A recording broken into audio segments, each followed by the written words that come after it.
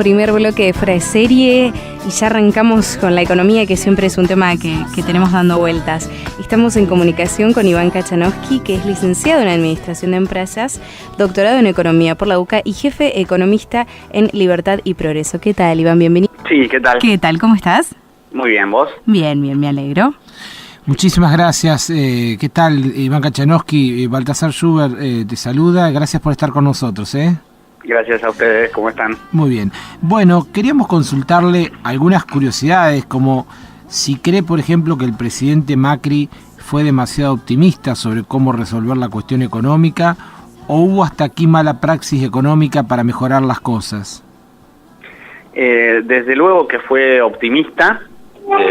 Es muy difícil bajar la inflación. Los casos de países vecinos que bajaron la inflación desde niveles elevados les llevó mucho más tiempo de lo que se había propuesto él, y Argentina, casualmente, que tiene un historial de inflación y de poca confianza en la moneda, iba a ser más difícil que los países vecinos, con lo cual haberse propuesto resolver el problema en 4 años era ambicioso, y bueno, bien, lamentablemente no salió.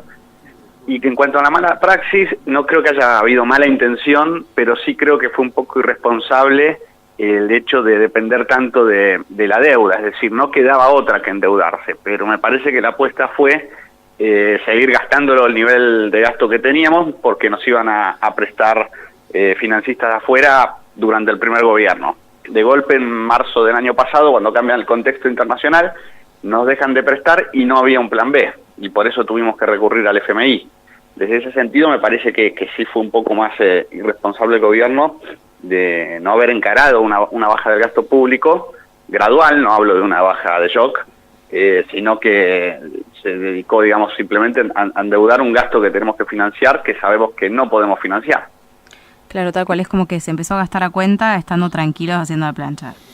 Un poquito así. Algo así, sí. Porque si bien se reducieron los subsidios económicos por el pago de intereses y también incremento de subsidios sociales, el déficit total hasta incluso se incrementó un poquito. Claro. Después empezó a bajar el gasto, te diría, en el 2018, pero más porque el FMI lo pidió que por voluntad propia. Claro. Y en cuanto a los pedidos del FMI o las recomendaciones últimas que hizo, habló de reducir los subsidios, aumentar las alícuotas diferenciales del IVA, eliminar exenciones tributarias y regularizar la situación de ciertos monotributistas que no lo son y figuran como tal. ¿Cómo ves estas recomendaciones y qué crees que va a hacer finalmente el gobierno? Mirá, digamos, a mí del todo no me gustan las recomendaciones, porque creo que hay que acercarse al déficit bajando el gasto que subiendo impuestos. Argentina ya está en niveles de presión tributaria récords, con lo cual subir más los impuestos puede llegar a ser un error, porque te puede crecer la evasión y no necesariamente te sube la recaudación. El mismo fondo dice que hay una evasión del IVA de más o menos del 33%, etcétera. Y si vos incrementás esa alícuota, la evasión puede tender a crecer más que a reducirse. Me parece que el punto está por bajar el gasto, más que subir los impuestos. Luego lo de los monotributistas puede ser un punto, desde luego, pero primero fortalecería el mercado laboral antes que intentar pasarlos a una relación de dependencia, porque el sector privado no está preparado todavía para eso. Primero hay que preparar el terreno y luego hacer el traspaso. Es como que, bueno, yo cuando las leía medio como que me parecía que en realidad parecían redactadas por el gobierno, porque no hablaba de reducir el Estado ni bajar el gasto público. Es medio como que parece que le conviene las recomendaciones, más allá que después las ejecute o no. No, el gobierno debe estar contento con las recomendaciones en general. Bueno, las negociaciones se van llevando con el gobierno, creo que la parte más tensa es la del tipo de cambio, pero acá lo trágico es que siempre termina pagando el sector privado los ajustes, y el gobierno no se ajusta nunca. Como siempre. Está camino al déficit cero primario, el 80% es un ajuste del sector privado y solo un 20% ajuste del sector público, con lo cual es bastante desmedido en la balanza quién se ajusta el cinturón. Claro, tal cual. Iván, hablando de una parte del sector de los industriales que le está reclamando a Macri un plan para reactivar la economía, según su óptica, ¿cómo se recupera la productividad y la competitividad perdida, digo, más allá de la mejora que tuvo el tipo de cambio? Es que en términos estructurales, sí. Perdón, Argentina perdió competitividad hace muchos años. La competitividad no es solo el tipo de cambio, sino que son un montón de variables adicionales. Entonces, cuando uno devalúa, gana competitividad en el corto plazo, pero no es algo que te sirva en conceptos temporales, es decir, sostenidamente. Argentina no es competitiva en otras cuestiones. Una de ellas, las que mencionábamos, que era la presión tributaria alta, y tenemos presión tributaria alta porque el gasto público es muy elevado. Entonces, comparado con la región, ya empiezan a sonar otros países con mayor beneficios para invertir, porque tienen presión impositiva menor. Cuestiones laborales, en el 2003 en Argentina se iniciaban 3.000 juicios por año, el 2017 cerró con 130.000, eso también es pérdida de competitividad. Es decir, si alguien quiere invertir en Argentina, primero lo van a desplomar impuestos y después lo va a invertir para que le hagan juicio. ¿Qué incentivo es ese? La apertura comercial en niveles muy bajos. La calidad institucional deja mucho que desear también, es decir, hay un montón de cuestiones que cuando vos empezás a hacer la sumatoria, Argentina le da mal en todos. Entonces, todas esas cuestiones son las que hay que recuperar para que realmente se recupere la competitividad, que no se va a recuperar solo devaluando. Vos podés mandar el tipo de cambio a 100, pero vas a seguir siendo poco competitivo en poco tiempo. Iván, ¿y te parece que influyó un poco en la falta de coordinación de la política económica el hecho de no tener un ministro de Economía fuerte, una figura fuerte? Puede ser en cuanto al tema de confianza, ¿no? Por ahí una figura fuerte hubiera dado confianza, y muchas de estas cosas están relacionadas con esa confianza. Claro. Desde luego que puede haber una influencia ahí. Igual creo que si se hubieran hecho otras medidas o si se hubiera encarado realmente un gradualismo, se podría haber evitado lo que sucedió, ¿no? Porque el hecho de no querer corregir el gasto público, de reducir el déficit, terminó con este costo elevadísimo. Primero, que un incremento enorme de las LEVAC, que después se tuvo que licuar con una devaluación. Y esto es más pobreza, más inflación, y bueno, ya sabemos la historia, más recesión, con lo cual tiene un costo no haber encarado las reformas, y es este. Iván, en cuanto al atraso tarifario que era evidente y que todos reconocen, ¿te parece que ahí hubo gradualismo? Porque por ahí en la cuestión fiscal claramente tal vez lo hubo, pero entiendo que han aumentado en estos 4 años las tarifas alrededor de 1.200%, o sea, ¿por qué el gobierno no generó un cronograma como para ir aumentándola paulatinamente, no sé, 4 o 5 años, y así en definitiva evitaba también un impacto recesivo con la caída del poder adquisitivo? Bueno, a ver, el tema de las tarifas es bastante complicado, porque ahí sí se redujo el gasto, pero de vuelta, ¿no? ¿Quién paga las tarifas? Nosotros. Es un esfuerzo que se le pide al sector privado, no es que baja el gasto público y se ajusta el cinturón el Estado, no, el que se ajusta el cinturón en verdad es el privado, ¿no? Sí. Entonces hubo un cronograma en la gestión de Aranguren que estaba muy bien especificado.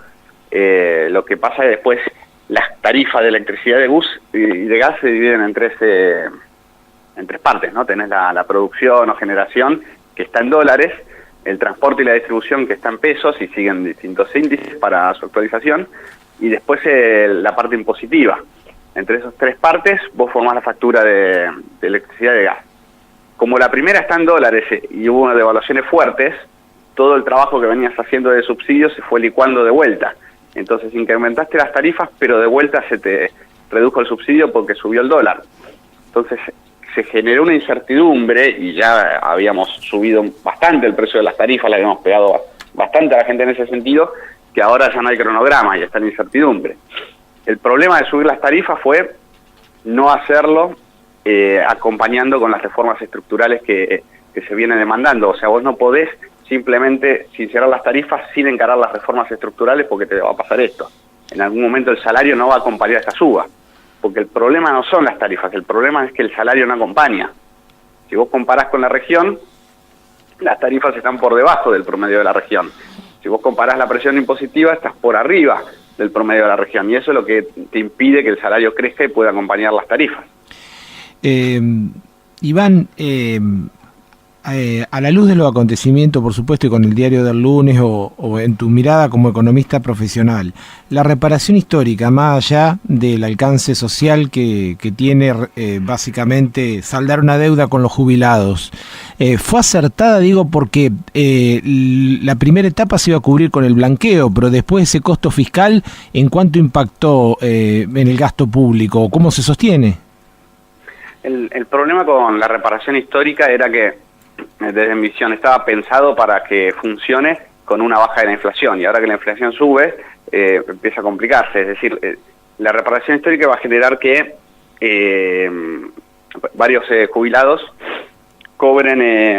pierdan contra la inflación al principio y después recuperen, porque iba ajustando con inflación pasada. Ahora, dado que la inflación, hubo una devaluación y la inflación volvió a subir, es menor la proporción de recuperación que van a tener los jubilados con respecto a la gran pérdida que tuvieron el año pasado, que perdieron como 18 puntos porcentuales entre el aumento de salario y la inflación. Esa recuperación probablemente sea de 5 o 6%, con suerte 10%. Bien. Tal cual. Y antes hablábamos del tema de los monotributistas, que yo te decía que hay muchos, y uno conoce un montón de casos en su día a día de gente que figura como monotributista y no debería ni cerca estar esa categoría. En la demanda de los dólares parece como, por lo menos es una sensación, que no actúan solo las importaciones y los pagos de servicios, sino que ¿qué relación tiene en todo esto la dolarización de carteras, la conversión de los ahorros personales? ¿Tienen peso real en todo el tema de la suba del dólar o no? Bueno, obviamente la suba del dólar es un problema de oferta y demanda de dólares, donde hay una demanda que crece y una oferta que no la puede acompañar. Uh-huh. Te diría que el principal problema son 3 de por qué sube la demanda del dólar. O eran 3, ahora se están como arreglando un poco. Los dólares que se demandaban para turismo, que era muchísimo el dólar cuando estaba barato, eso bajó mucho, te diría que es lo que más se arregló. Había un promedio de salida de dólares netas de 900 millones por mes, ahora está en 400, es decir, bajó bastante. Pero eso se arregló o bajó porque subió mucho el dólar, entonces la gente viaja menos. Exactamente. Simplemente decir, por eso, ok. Con costo, sí, totalmente. En el atesoramiento hay algo similar, vos ves que en el pico de la corrida se llegaba a atesorar casi 4.000 millones y ahora están cerca de 1.000 de vuelta, que son números elevados igual, 1.000 millones. Entonces, pero es simplemente por una cuestión de que a la gente no le alcanza la plata. Si tuviera pesos compraría más dólares. Uh-huh. Entonces, esto viene de que se secó también de base monetaria cero, ¿no? De que no haya más pesos en el mercado, entonces no podés comprar dólares, no hay pesos para comprar dólares. Entonces, eso amortiguó un poquito la demanda también. Y el problema que hubo también fue que, bueno, se te dio vuelta el carry trade, que antes no demandaban dólares, empezaron a demandar dólares. Esos 3 factores es lo que básicamente hizo volar por los aires el año pasado al tipo de cambio y una oferta que no lo podía seguir. ¿Qué tenés hoy? Un carry trade que todavía existe, en menor nivel, pero que existe. La demanda por dólares de turismo bajó a la mitad y una demanda para atesoramientos que bajó, pero que muestra que si hay pesos van a ir al dólar, porque en enero cuando se cobró el aguinaldo, está bien que hay un problema estacional por las vacaciones, pero se fue todo al dólar básicamente. Uh-huh. Bien, la última, Iván, agradeciéndote mucho esta entrevista. ¿Qué reformas económicas, según tu mirada, necesita la Argentina para tener un futuro posible y que tenga una agenda de desarrollo este tema? Bueno, yo creo que las reformas más importantes son la laboral y la tributaria. Ajá. Creo que esas son las dos más importantes. Es decir, por un lado, una reforma laboral que ayude a volver al sector privado más competitivo y, por otro lado, también bajar el gasto y los impuestos, que bajando los impuestos también volvés al sector privado más competitivo, pero para que pueda el sector privado captar nuevos trabajadores, porque el problema hoy es que tenés 8 millones de personas en el sector privado que están pagando cheques a 20 millones de personas que reciben un cheque del Estado, entre jubilados, planes sociales y empleo público. Entonces vos lo que necesitas es que baje la gente que está en planes sociales y baje la gente que está en empleo público, pero que puedan ir al sector privado. Y creo que eso es posible con reforma tributaria y reforma laboral, flexibilización de la reforma laboral. Tal cual. Gracias, Iván, por tu tiempo. Muy interesante todo. Gracias a ustedes. Un saludo. Hablábamos con el señor Iván Kayanowski, que es licenciado en Administración de Empresas, doctor en Economía por la UCA y economista jefe en Libertad y Progreso. Muy interesante, la verdad que siempre nos dejan pensando estos economistas porque vivimos como aturdidos por una realidad en la cual no parece que se le encontrara una luz al final del túnel. Es que es una realidad que todos los días es una diferente. Diferente. Y entonces lo que decís hoy, mañana es otra cosa. Claro, y claro, y todo en definitiva No son sensaciones, yo creo que en general ya hay una idea de hecho de que no estamos pasando un buen momento, e incluso esto mismo que le preguntabas acerca de la preocupación que también tiene el Fondo Monetario en torno a la baja de la recaudación y que proponen y que el gobierno está evaluando el tema de cómo aumentarle más impuestos a la clase media y a los monotributistas, ¿viste? Es como él dice... Es seguir sacando del mismo lugar. Claro, es dispar porque el sector privado realmente ya está muy ajustado y solo 20% el sector público, y en un año electoral no hay muchos antecedentes tampoco de gobiernos que en un año electoral con una caída de imagen importante y en un votante clave que ha sido la clase media se lo siga amortillando con impuestos. La verdad que ojalá se detenga este terrorismo fiscal que tienen todos los gobiernos, que realmente ha tenido una presión tributaria muy pero muy fuerte, porque si no, no hay posibilidad que se desahogue la inversión ni que la gente pueda tener algún margen para consumir. Vamos con un poquito de buena música de Leo y ya venimos.